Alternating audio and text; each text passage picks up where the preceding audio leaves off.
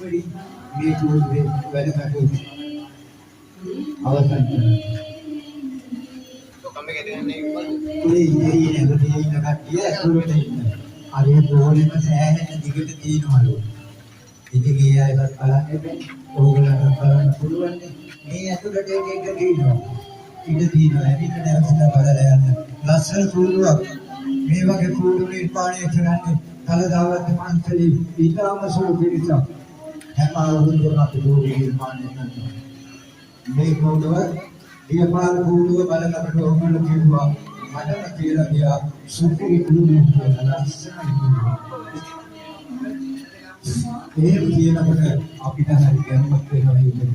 ඒ වෙලාවේ මම කිව්වා ඕගොල්ලෝ කියනකොට අපිට හරි අපිට දැනෙනවා දෙන්නන් ලබන පාර පෙරලෙන කුරුල්ලක් කියලා.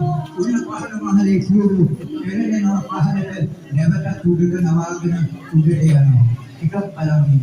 පහළ මහලේ කැරකෙන කුරුල්ලට පල්ලෙහා කැරකුණාට කැරකෙන කුරුල්ලෙම උඩට ගන්නවා ආපහු.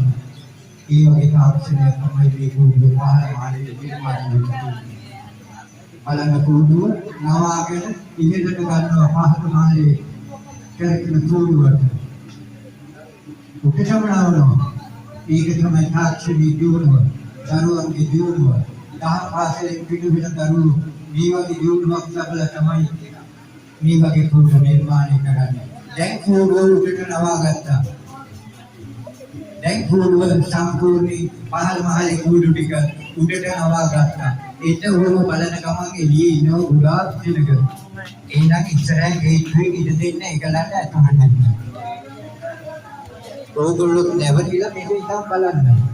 කුරුල්ලේ විශේෂාංග ගොඩයි පහළ මහලේ විස්තර කියන්න තව පොඩ්ඩක් දුක අඩුයි. ඒ මොකක්ද නිර්මාණය වෙන්නේ? තව දිනවල දැන් හැකේ ඉක්මනින් ඕගොල්ලන්ට අපි